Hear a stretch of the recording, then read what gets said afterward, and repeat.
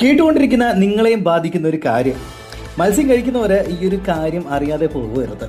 പ്രേതങ്ങൾ, yes, അങ്ങനെ പറഞ്ഞു കഴിഞ്ഞാൽ വലിയ പേടിയൊന്നുമില്ലാത്തൊരു കാര്യമാണ്. എന്ത് ഈ മത്സ്യം കഴിക്കുന്നതും ഈ പ്രേതങ്ങൾ തമ്മിലുള്ള ഒരു ബന്ധം ഈ അലുവയും മത്തിക്കറിയും പോലെയാണല്ലോ എന്നായിരിക്കും നിങ്ങൾ പറയുന്നത്.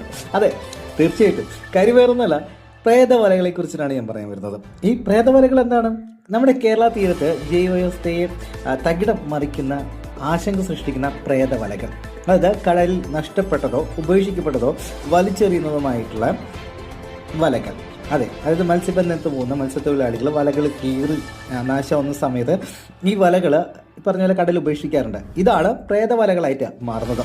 ശരിക്കും കടൽ ജീവികളെ, ശരിക്കും അവയെ അവസ്ഥയും ഒപ്പം തന്നെ അവയുടെ ജീവനെയും കാര്യമായി ഈ പ്രേതവലകൾ ബാധിക്കാറുണ്ട്.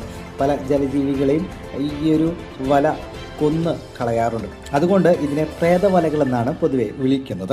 ഇവയുടെ പ്രത്യാഘാതത്തെക്കുറിച്ച് പഠിക്കാനായിട്ട് സർക്കാർ ഏർപ്പെടുത്തിയ CMFRI സംഘത്തിൻ്റെ പഠനം ഇങ്ങനെ പുരോഗമിച്ചുകൊണ്ടിരിക്കുകയാണ്.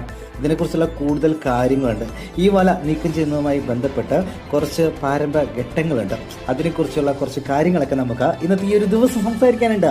FM സിറ്റികളുടെ സ്റ്റേ ട്യൂൺ വിത്ത് RJ വിനായകാണ് കൂടെ ചേരുന്നത്. നമുക്ക് യൂട്യൂബിൽ ഈ ഒരു ഷോ കേൾക്കാൻ സാധിക്കും. Enjoy beautiful songs.